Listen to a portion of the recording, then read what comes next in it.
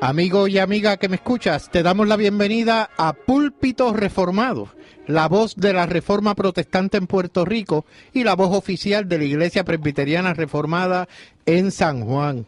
Te habla el diácono Ángel Carrasquillo y te invitamos a que en la próxima hora nos acompañes para que oigas palabra de Dios. Busca tu Biblia, la palabra de Dios, la palabra que no se equivoca, la palabra que no vuelve atrás vacía. Esa palabra que es como espada de dos filos, la espada del Espíritu que llega a lo más profundo del ser humano por el Espíritu del poder, por el poder del Espíritu Santo. Sí, quédate con nosotros para que aprendas de esa palabra que no se equivoca, de esa palabra que es eterna. El tema de hoy es la segunda parte de cómo interpretamos la Biblia. Esta noche nos acompañan los hermanos José Pepe Curet. Muy buenas noches, hermanos. Y el hermano Andrés Martínez. Que Dios bendiga a los que nos oyen. Así que te invitamos a que tomes tu Biblia, la palabra de Dios, y busca el pasaje en 2 de Timoteo, capítulo 3, los versículos del 14 al 17. 2 de Timoteo 3, 14 al 17 los versículos. El hermano Andrés Martínez hace lectura de la palabra. Dice así: Pero persiste tú en lo que has aprendido y te persuadiste, sabiendo de quién has aprendido, y que desde la niñez has sabido las Sagradas Escrituras, las cuales te pueden hacer sabio para la salvación por la fe que es en Cristo Jesús. Toda la Escritura es inspirada por Dios y útil para enseñar, para redarguir, para corregir, para instruir en justicia, a fin de que el hombre de Dios sea perfecto, enteramente preparado para toda buena obra. Sí, quería antes de comenzar la discusión que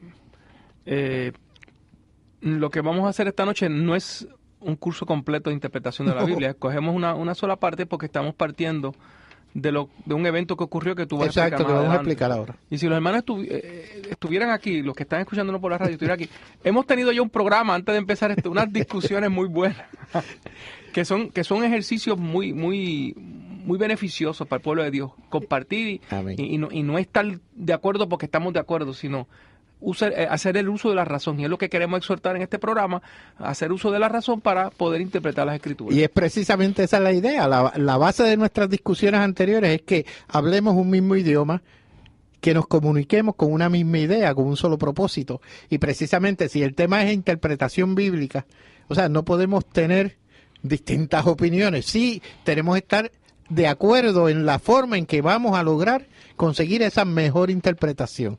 La semana pasada comenzamos el programa leyendo específicamente y utilizando como libro de referencia Cómo interpretar la Biblia de R.C. Sproul. Ese libro en particular, en el capítulo 4, nos habla acerca de las reglas prácticas para la interpretación bíblica. En el mismo, pues, en ese capítulo, él nos hace mención de unas sugerencias, 10 para ser exactos, 10 que han de llevarnos a nosotros una vez las aplicamos correctamente, pues nos llevan a nosotros a hacer una mejor interpretación y una mejor exégesis para poder entender cuál es el mensaje que nos trae la palabra. Nosotros siempre hemos dicho que el mensaje de la palabra es uno. Es un mensaje. Hay distintas formas y maneras de interpretarlo y esa es lo que hace la diferencia. Si nosotros aplicamos el conocimiento nuestro como hombre, vamos a tener una interpretación un tanto desviada, exactamente. Partimos de la premisa la semana pasada de que la Biblia se interpreta a sí misma. Hay algunos pasajes que son más difíciles que otros, pero la Biblia nos debe dar luz respecto a cómo interpretarla. Sí, como cualquier escrito, una carta que yo escribo a cualquier persona. Ajá. Quien puede mejor interpretarla soy yo. Exacto. ¿Entiendes? Él va a interpretar lo que yo escribí. Pues fíjate, si tú le escribes, por ejemplo, si yo le escribo no una carta... No puede interpretar otra cosa que lo que yo le estoy diciendo, ¿entiendes? Ahora, si hubiese alguna duda con relación a eso, pues preguntamos. Así hacemos con las escrituras. Si tenemos alguna duda, vamos a la misma escritura, porque ella tiene que tener la respuesta ella misma con relación a las dudas que puedan surgir. Amén. Vamos a suponer que yo le escribo una carta a mi mamá. Ajá. Y le escribo una carta, y mi mamá recibe la carta, sabe de quién viene, me conoce, me crió, sabe mi trasfondo, sabe mi lenguaje, sabe cuando digo de esta forma y lo otro, y puede interpretar la carta porque me conoce. Exacto. Las escrituras hay que hacer lo mismo. Y fíjate que todo comenzó porque había un artista Sí, de hecho... que fue al Vaticano, ¿Qué explícalo. parte? De hecho, el artista colombiano, por lo menos entendemos que es cantante de música cristiana, Alex Campos, pues nos dice la noticia que él aceptó una invitación para ir a cantar al Vaticano. ¿En base a qué? A ese es que voy. Y esa es la parte que nos movió a nosotros a realizar este programa la semana anterior y la secuela hoy. Él fue a distintas amistades, o sea, sus amigos, les preguntó, buscó asesoría respecto a qué hacer, ¿voy o no voy? Y fue inclusive a su pastor. Y el pastor, según dice la noticia, le dijo lo siguiente: pregúntate esto, ¿qué hubiera hecho Jesús? ¿Qué hubiera hecho Jesús? Y esa es precisamente la base de todo esta situación de interpretación, porque la pregunta, más que ¿qué hubiera hecho Jesús? Y vamos a abundar ya mismo, estoy seguro, porque Andrés me está mirando que tiene un montón de aportación en ese sentido. La pregunta debió haber sido, ¿qué querría Jesús que tú hicieras en esa situación? O sea, cuando nosotros preguntamos ¿qué haría Jesús?, estamos abrogándonos algo que no nos corresponde, porque nosotros, ¿qué, Andrés? Nosotros no tenemos la facultad de saber qué pensaría Jesús y qué haría Jesús en ese caso. ¿Y por qué? Porque nos aborda en todo segmento de nuestro cuerpo una cosa que se llama pecado. Nada más. Fíjate, cuando empieza este programa, habla de una doctrina reformada. Se usa la palabra reformada. Sí. Y esta es la forma en que los reformadores comenzaron a pensar. Veían las escrituras de una forma diferente a lo que la iglesia establecida en aquel entonces La iglesia católica romana. La iglesia establecida católica allá en Europa, pues ellos interpretaban la Biblia, ellos eran dueños de la doctrina, etcétera, etcétera, pero los reformadores empezaron a ver las escrituras como se debió haber visto siempre.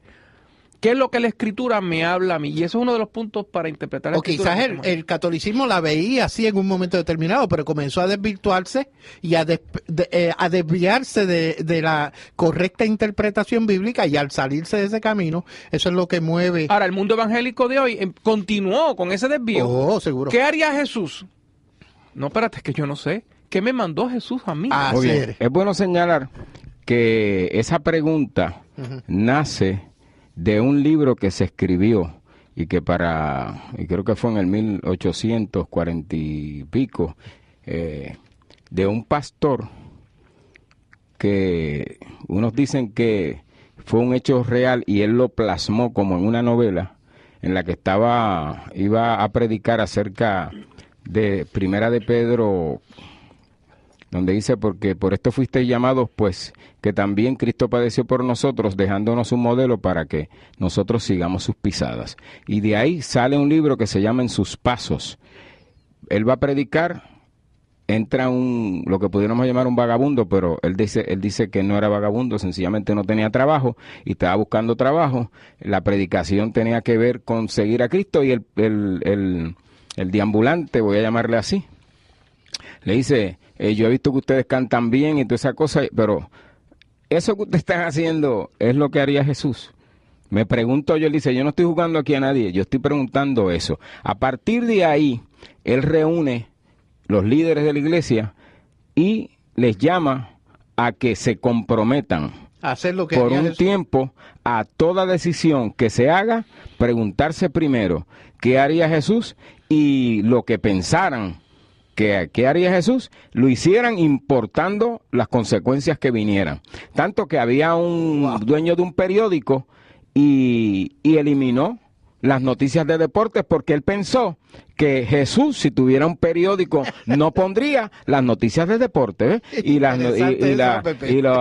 y los anuncios tales o cuales que él juzgaba que Jesús no lo querría en su periódico, pues empezó, de ahí ha surgido todo esto. Dice que hubo hasta un avivamiento y él se convirtió, él era un pastor de las iglesias congresionales y se convirtió en un líder del movimiento evangélico, del evangelio social, porque de en adelante empezó a ayudar ¿verdad? A hacer un movimiento de ayuda para dar alimento a los deambulantes y todo ese tipo de cosas. Eso es una buena forma de desviarse Totalmente. de lo que la Escritura Dice. O sea, alguien le sugiere que lo escriba, eso que sucedió lo escriba, y entonces, y eso fue un De ahí surge el exitazo. libro.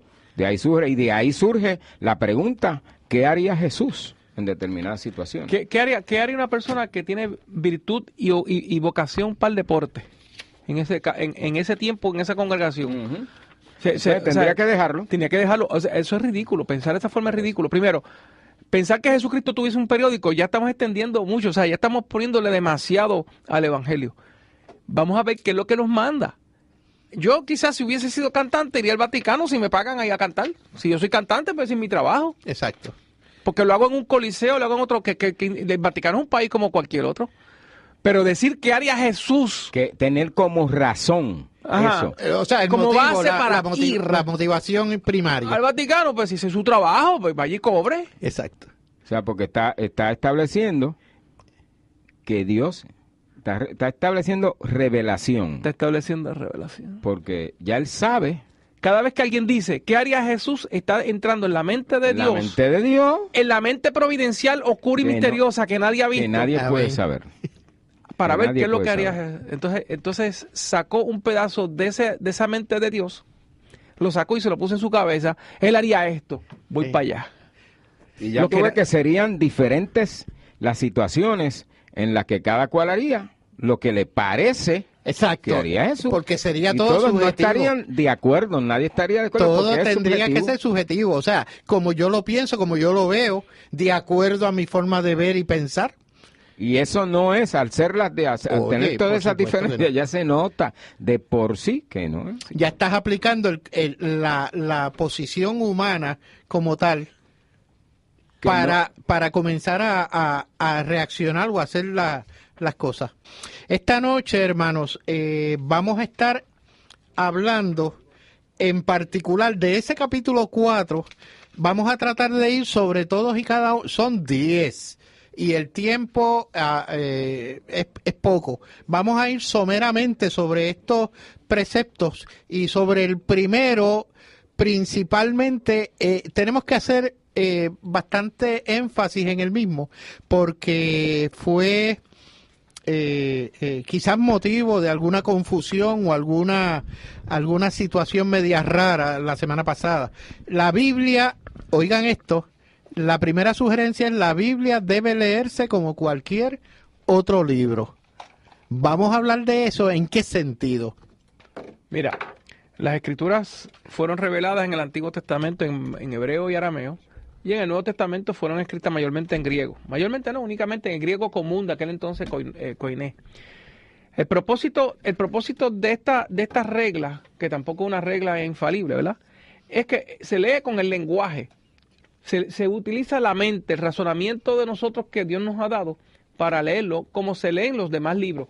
No es que la Biblia sea como cualquier otro libro, ese no es el punto, No. es que se lee ninguna manera. de principio a fin como se hace con los otros libros. No es un libro místico, no es una cosa que uno abre a ver en qué página, a ver qué Dios me va a decir hoy y lo tiro al Eso es por piso. cábala, no. Ajá.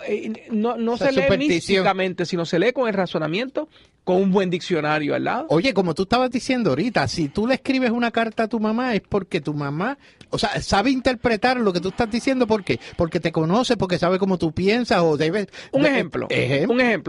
Cuando el Señor le dice, llevad mi yugo, Él le está hablando de una sociedad agrícola. Todo el mundo sabía lo que era un yugo, que era porque un yugo. estaban por ahí los bueyes con yugo, sabían lo que era un yugo, sabían lo que representaba, y las personas que oían a Jesucristo le daban un entendimiento que los fariseos le daban, el yugo de la ley, hablaban del yugo de la ley, ¿verdad? Pues hay que leerlo como si tuviéramos en aquel entonces allá un yugo, hay que entender lo que es un yugo, para qué se usaba, Ciertamente. y cómo se usaba esa palabra con referencia a las escrituras.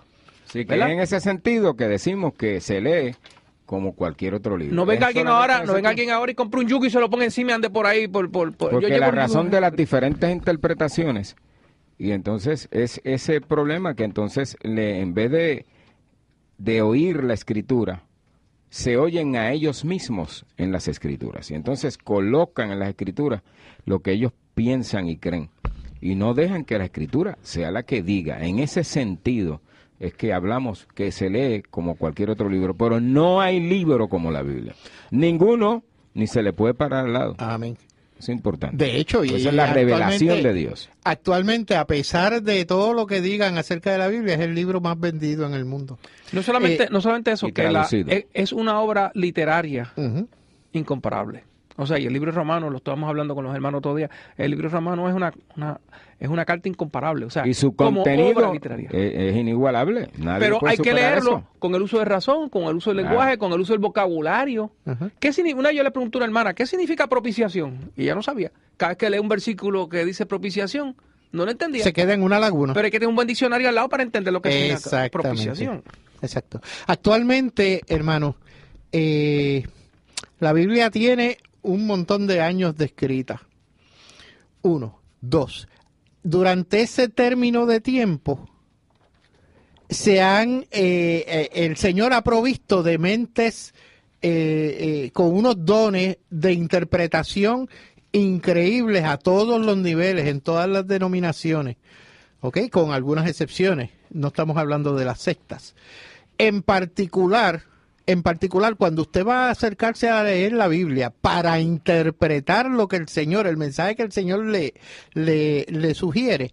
Oiga, estábamos hablando ahorita, lo primero que partimos de la premisa que el Señor, a través del Espíritu Santo, es el quien nos va a dar luz y nos va a ayudar a abrir ese entendimiento para que ese mensaje bíblico nos sea comunicado. Cuando nosotros leemos la Biblia, como dice Pepe, necesitamos un buen diccionario. Hay diccionarios que son de la lengua española, por ejemplo, el diccionario español-inglés, español, donde hay diccionarios que se han preparado desde mucho tiempo con todas las palabras habidas y por haber. Hay diccionarios bíblicos que tienen solamente en su contenido aquellas palabras que aparecen en la Biblia. Un diccionario bíblico le puede dar luz respecto a dos cosas. 1, lo que significa la palabra, y 2, aquellos detalles aplicados. Por ejemplo, cuando Pepe decía ahorita el yugo de los agricultores, de una sociedad agrícola. Cualquiera que trabaje en agricultura sabe lo que es un yugo. Pues esa palabra a lo mejor para nosotros es ajena porque no hemos trabajado nunca en el campo, en la agricultura, ni nada de eso. Y necesitamos de dónde sacar esa interpretación. Cuando el Señor le dijo cuando en el Evangelio dice que se trepó en un árbol sicómoro. Sicómoro, exacto. Sicómoro, ¿qué significa eso? Otra cosa que hay que hacer, y aquí que separamos la Biblia de los demás libros, es que tenemos también el apoyo de la oración. Santiago dice, el que necesita sabiduría, pídala, que se le va a dar en abundancia. Hay que orar y esperar que el Señor, quizás no en el momento, exacto, pero el Señor va a dar sabiduría. Y el Señor también utiliza medios para ayudarnos a interpretar la Biblia, como son otros hermanos, como son otros comentarios. Su pastor, hermano, los ancianos en la iglesia. Hay medios que el exacto. Señor utiliza para ayudarnos a interpretar la Biblia. Amén. Llámanos 787-724-1190. 787-724-1190.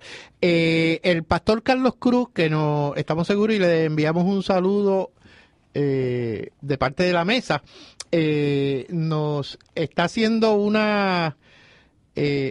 anuncio, y es que el próximo sábado, el sábado 21, el pastor va a entrevistar al pastor Juan Ramón Rivera, quien abandonó la Iglesia Presbiteriana USA, lo que conocemos como PECUSA, la Presbyterian Church USA, por aceptar el matrimonio gay y la ordenación de homosexuales. No, perdóname. La iglesia acepta el matrimonio homosexual. El pastor no lo acepta. No lo acepta. No, perdón, si lo interpreté mal esto, si lo dije mal. Pero es eso. De hecho, van a estar entrevistándolo el por qué el pastor abandonó esa iglesia con su congregación y ahora están llevando el mensaje de la palabra bíblicamente desde otras facilidades.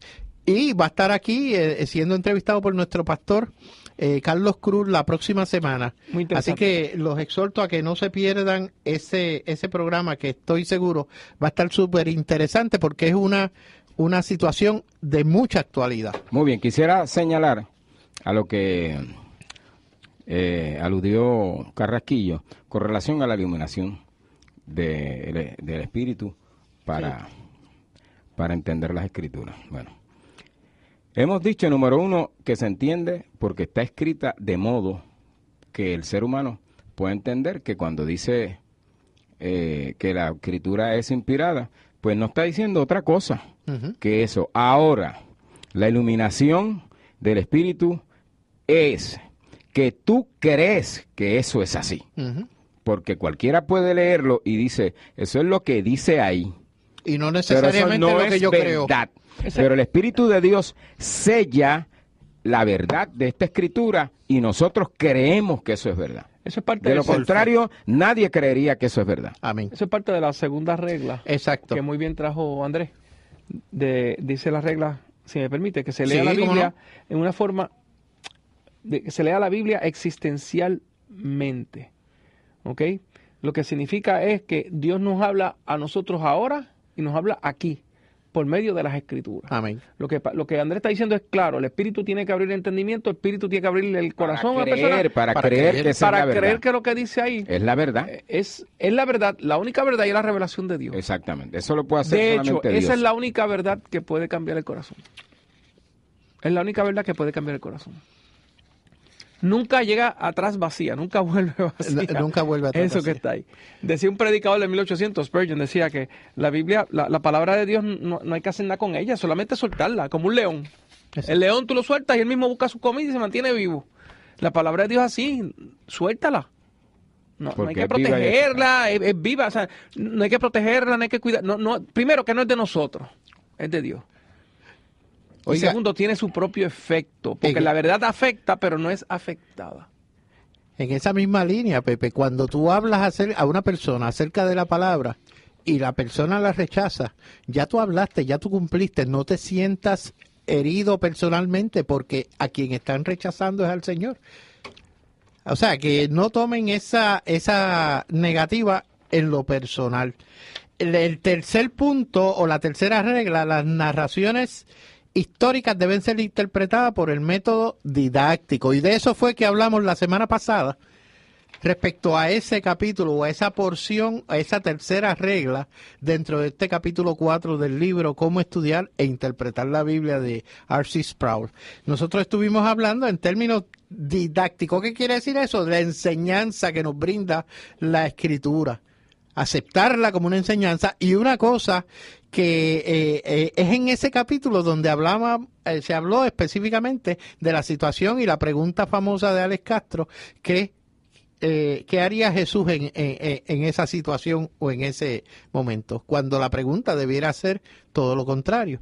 ¿Qué quiere Jesús que nosotros hagamos? O sea, que leemos las escrituras esperando recibir alguna enseñanza. Alguna Tenemos enseñanza. que, no esperando, hay que buscarla, Exacto. porque hay que hacer el esfuerzo. Y en ese sentido, volvemos a la primera regla de leerla como cualquier otro libro, es que hacemos lo mismo. Cuando yo leo un libro de texto, cuando yo estaba estudiando ingeniería, que abrí un libro de texto, yo estaba esperando aprender de electromagnética, por ejemplo. Ujú. ¿Okay? Yo buscaba enseñanza y la sacaba y hacía los problemas. De la Biblia es de la misma forma, solamente que yo entiendo que el Espíritu ya obra en mi corazón y que lo estoy leyendo de la forma en que Andrés acaba de decir. Que esta es la verdad y no hay más nada. Esta es la revelación de Dios. Todo esto se está diciendo, no quiero que se escape eso en ningún momento en el programa, con el objetivo de que no tenemos que hacernos la pregunta, ¿qué haría Jesús? Sino que la Escritura nos debe decir, nos da las enseñanzas, cómo debemos conducirnos. Y entonces los mandamientos son expresos, dicen lo que tenemos que hacer. No están así a la derecha. Bueno, ¿qué haría Jesús en este? O sea, Fíjate que son mandamientos expresos que Exacto. dicen lo que uno tiene que hacer. Y como dijo Pepe, no había que preguntarse eso. ¿Usted le pagan por ir a la televisión? Pues si usted Va a la cree, televisión. a Vaticano, a libre conciencia, usted cree, vaya. Pero no utilice este axioma, si se puede llamar, para justificar la razón de por qué usted fue. Ahora, porque sí, no es sí. correcto, tenemos que utilizar la Escritura como la regla de fe. Si él fue al Vaticano porque Jesucristo hubiese ido y cobró, yo creo que tiene un problema ético ahí. No, pero esa parte no podemos entrar porque de hecho no se menciona en la noticia. No, no sé. Vamos a partir de la noticia de que, o sea, de la premisa de que, pues fue honestamente porque él piensa que Jesús hubiese ido. Porque tampoco podemos juzgar por qué nosotros hubiésemos ido o no a la Iglesia Católica. O sea, ese no es el punto. El punto es la base interpretativa de la toma de la decisión. Acuérdate que el Vaticano no es la Iglesia Católica, el Vaticano es donde está, Bueno, la sede. es la sede, Pues- pero el Vaticano es un país, es un estado. Sí, es un estado. Es como yo me Sí, invitó un el estado, presidente de de Zimbabue, cualquier lugar. Sí, pero... allá, que él es musulmán y yo voy para allá. Pero él no fue por razones geográficas o políticas en ese sentido. Él fue específicamente a cantar ante el magisterio, si podemos llamarlo así, de la Iglesia Católica. Teniendo como romana. razón, que es lo que estamos discutiendo. Lo que Jesús hubiese hecho. es la razón que tuvo. Ahora pasamos entonces a la pregunta. Tenemos una pregunta que Andrés la va a estar cubriendo y yo cubro otra. Bueno, dice aquí Héctor López del pueblo de Bayamón. Cuando Pablo dice que el cristiano tiene la mente de Cristo, ¿a qué se refiere? Nosotros entendemos Precisamente lo que estábamos hablando ahorita. que se refiere al nuevo nacimiento. El pacto que haré con ellos, dice Dios, le daré un corazón nuevo, es decir, una mente nueva. Una mente nueva. Y escribiré mis leyes en sus corazones. Ese es el hombre espiritual al que 1 Corintios se refiere, porque el natural no percibe las cosas que son del espíritu, porque para él son locura y no las puede entender porque se han de discernir espiritualmente. En cambio, el espiritual juzga todas las cosas, pero él no es juzgado de nadie, porque ¿quién conoció la mente del Señor? ¿Quién le instruirá? Mas nosotros tenemos la mente de Cristo. En ese sentido de la regeneración, del bautismo, de la morada del Espíritu Santo en nosotros, en ese sentido tenemos la mente de Cristo. No podemos, no estamos indicando, estoy correcto, estoy de acuerdo con lo que Andrea acaba de decir. Ujú. No podemos tener más mente de Cristo que lo que está en la Escritura. Claro que Exacto. O sea, no es Claro que que no. no es que ahora pensemos como Cristo y estamos aquí sacando revelación Y que porque por eso podemos No. ir a donde sea, porque es lo que Cristo hubiese lo hecho. que Cristo hubiese hecho. No. No es eso. Lo que tenemos es la Escritura y hay más nada. Esa es la mente que Cristo nos ha dado de él. Nada más. Amén. Sí, porque para aceptar que las Escrituras es la palabra de Dios, no es posible sin que haya una regeneración y el Espíritu Santo morando en el Morando en creyente. nosotros. De lo contrario, no se puede aceptar que la Escritura es la palabra de Amén. Dios. Por eso hay una unión, una relación. No podemos eliminar la Escritura para decir que tenemos la mente de Cristo y andar como nos dé la gana. Aunque sea espiritual, pietista, misticista y sea lo que sea, tiene que ir acompañado. Si es la morada, si el Espíritu Santo está morando en nosotros, va a seguir las Escrituras. Como decía un Amén, predicador, si alguien viene a decirme que Dios le dijo y no viene acompañado con un capítulo y versículo, que no me diga nada. Que se quede callado. Que se quede callado, porque si no viene con eso, pues no es que Dios le O dijo. como decía Lutero, que me lo prueben por las Escrituras si yo estoy equivocado. Bueno, la otra pregunta es una pregunta de dos fases. Una es del hermano Ángel Figueroa de San Juan. Y pueden explicar lo que Cristo quiere decir cuando habla de los arreboles. Específicamente, yo busqué en el diccionario, el versículo es Mateo 16:2, más él respondiendo les dijo, cuando anochece decís, buen tiempo, porque el cielo tiene arreboles. Ese anochecer es el cambio ese donde el cielo se pone como rojizo por el efecto del sol en las nubes. Ajá. Ese es el color de las nubes rojo, Ajá. porque al atardecer se va poniendo como amarillo el sol Ajá. por el efecto del cambio de la frecuencia y la dirección. Eso es técnico. Pero la nube se pone colorada, arrebol. Colorado. Exacto. Entonces, segunda parte de la pregunta es que él quiere saber Perdóname, es cuando el sol alumbra las nubes por debajo. por debajo. El tamarisco. Yo busqué en los diccionarios que tenemos aquí y no lo encontré.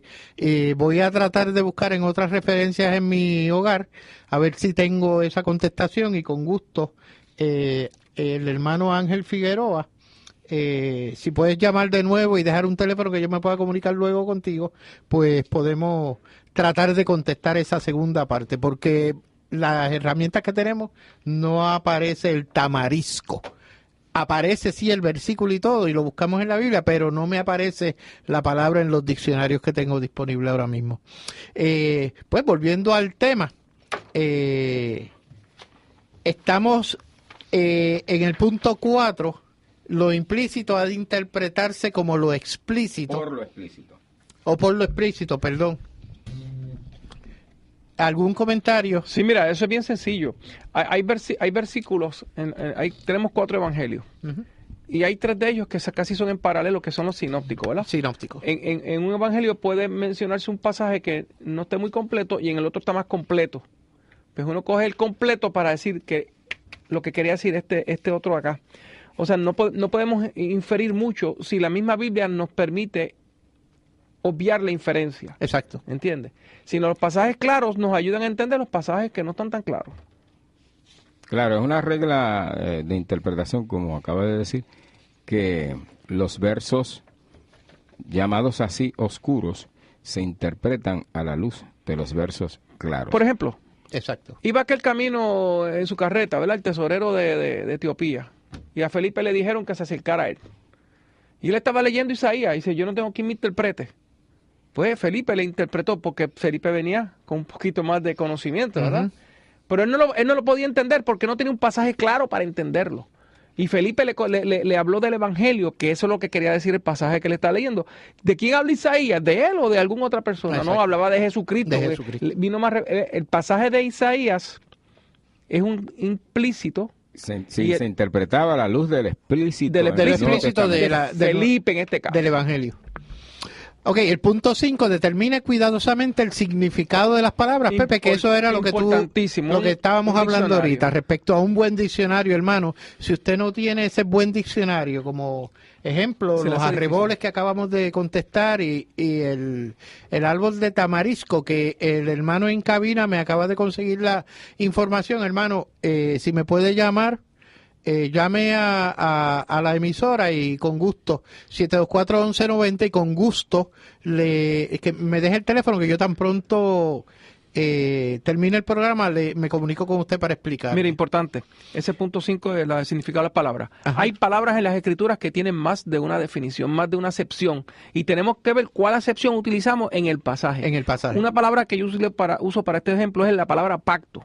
Un pacto entre hombres no es el mismo pacto de Dios con el hombre. Exacto. Son 2 acepciones diferentes. Tienen cosas similares, pero son diferentes. Dios no hace un contrato con el humano. Uh-huh. Dios no hace un contrato con su creación. El pacto de Dios es unilateral. Y ni le pide consejo al hombre para establecer el pacto. Ok, paralelismos en la Biblia es el punto número 6, una relación entre 2 frases o cláusulas que se corresponden en similitud o se relacionan. El autor las divide en 3, paralelismo sinónimo, paralelismo antitético y paralelismo sintético. Yo tengo en Proverbios 19:5, el testigo falso no quedará sin castigo y el que habla mentiras no escapará. O sea, ahí tenemos un paralelismo, lo que el autor le llama paralelismo sinónimo. Está diciendo, fíjense la definición original, entre 2 frases o cláusulas que se corresponden en similitud o se relacionan. El testigo falso no quedará sin castigo y el que habla mentiras no escapará. Pepe. ¿Por qué él toca el tema de paralelismos? Tú mencionaste uno, ¿verdad? Es que lo que pasa es que el judío, Uh-huh. el hebreo, está acostumbrado a escribir en paralelismo. En paralelo. Cuando tú lees el libro de Hebreos, está lleno de paralelismo. Uh-huh. ¿Ok? Te da una oración y después te viene con una segunda oración. La segunda oración puede ser en apoyo a la primera, ¿ok? Que le añade. Puede ser un contraste diciendo lo mismo, pero en forma... en el que es sinónimo, pues, por ejemplo, en el de la cita, Uh-huh. el testigo falso Es el es el mentiroso. que habla mentiras. Exacto. No sé, no Lo queda está exacto. diciendo de otra manera, pero El está diciendo antitético lo es el que dice lo contrario, pero está diciendo lo mismo, pero en forma negativa, en Exactamente. forma contraria. Y El sintético. el sintético es que coge 2 ideas, la segunda le añade al primero. ¿Ok? Aquí estamos leyendo lo que el hermano nos trajo. Dice, serán... Aquí Es la como primera parte del pasaje. progresivo. Ajá, exacto. Vamos a coger el pasaje que tú pusiste. Porque he aquí tus testigos, oh Jehová, porque he aquí perecerán tus enemigos. Porque he aquí tus enemigos, oh Jehová, porque he aquí perecerán tus enemigos. Y serán serán esparcidos todos los que hacen maldad. Exacto. O sea, va progresivo. Va progresivo, Es exacto. progresivo. Y esto es bien interesante y las personas tienen que acostumbrarse al paralelismo porque la Biblia está llena de paralelismo. Amén. Que Dios esté contigo y tu familia en todo momento, proveyéndote de todo aquello que Él ha decidido para tu vida. En el nombre de Jesús. Amén.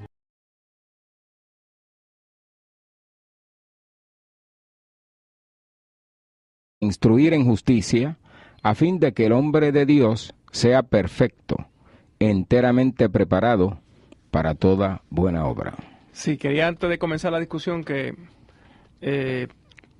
lo que vamos a hacer esta noche no es un curso completo de interpretación de la Biblia. Escogemos una sola parte porque estamos partiendo de un evento que ocurrió que tú vas a explicar Exacto, que más lo vamos a adelante. explicar ahora. Y si los hermanos estuvieran aquí, los que están escuchándonos por la radio, estuvieran aquí, hemos tenido ya un programa antes de empezar unas discusiones muy buenas, que son ejercicios muy beneficiosos para el pueblo de Dios. Compartir Amén. y no estar de acuerdo porque estamos de acuerdo, sino hacer el uso de la razón. Y es lo que queremos exhortar en este programa, hacer uso de la razón para poder interpretar las Escrituras. Y es precisamente esa la idea. La base de nuestras discusiones anteriores es que hablemos un mismo idioma, que nos comuniquemos con una misma idea, con un solo...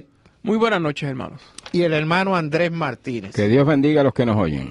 Así que te invitamos a que tomes tu Biblia, la palabra de Dios, y busca el pasaje en 2 de Timoteo, capítulo 3, los versículos del 14 al 17. 2 de Timoteo 3, 14 al 17 los versículos. El hermano Andrés Martínez hace lectura de la palabra. Dice así: pero persiste tú en lo que has aprendido y te persuadiste, sabiendo de quién has aprendido, y que desde la niñez has sabido las sagradas escrituras, las cuales te pueden hacer sabio para la salvación por la fe que es en Cristo Jesús. Toda la escritura es inspirada por Dios y útil para enseñar, para redarguir, para corregir, para... Exactamente, pues nos llevan a nosotros a hacer una mejor interpretación y una mejor exégesis para poder entender cuál es el mensaje que nos trae la palabra. Nosotros siempre hemos dicho que el mensaje de la palabra es uno. Es un mensaje. Hay distintas formas y maneras de interpretarlo y esa es lo que hace la diferencia. Si nosotros aplicamos el conocimiento nuestro como hombre, vamos a tener una interpretación un tanto desviada, exactamente. Partimos de la premisa la semana pasada de que la Biblia se interpreta a sí misma. Hay algunos pasajes que son más difíciles que otros, pero la Biblia nos debe dar luz respecto a cómo lo propósito. Y precisamente si el tema es interpretación bíblica, o sea, no podemos tener distintas opiniones. Sí, tenemos que estar de acuerdo en la forma en que vamos a lograr conseguir esa mejor interpretación. La semana pasada comenzamos el programa leyendo específicamente y utilizando como libro de referencia Cómo interpretar la Biblia de R.C. Sproul. Ese libro en particular, en el capítulo 4, nos habla acerca de las reglas prácticas para la interpretación bíblica. En el mismo, pues en ese capítulo él nos hace mención de unas sugerencias, 10 para ser exactos, 10 que han de llevarnos a nosotros a una vez las aplicamos correctamente. Amigo y amiga que me escuchas, te damos la bienvenida a Púlpito Reformado, la voz de la Reforma Protestante en Puerto Rico y la voz oficial de la Iglesia Presbiteriana Reformada en San Juan. Te habla el diácono Ángel Carrasquillo y te invitamos a que en la próxima hora nos acompañes para que oigas palabra de Dios. Busca tu Biblia, la palabra de Dios, la palabra que no se equivoca, la palabra que no vuelve atrás vacía. esa palabra que es como espada de dos filos, la espada del Espíritu que llega a lo más profundo del ser humano por el Espíritu del poder, por el poder del Espíritu Santo. Sí, quédate con nosotros para que aprendas de esa palabra que no se equivoca, de esa palabra que es eterna. El tema de hoy es la segunda parte de cómo interpretamos la Biblia. Esta noche nos acompañan los hermanos José Pepe Cure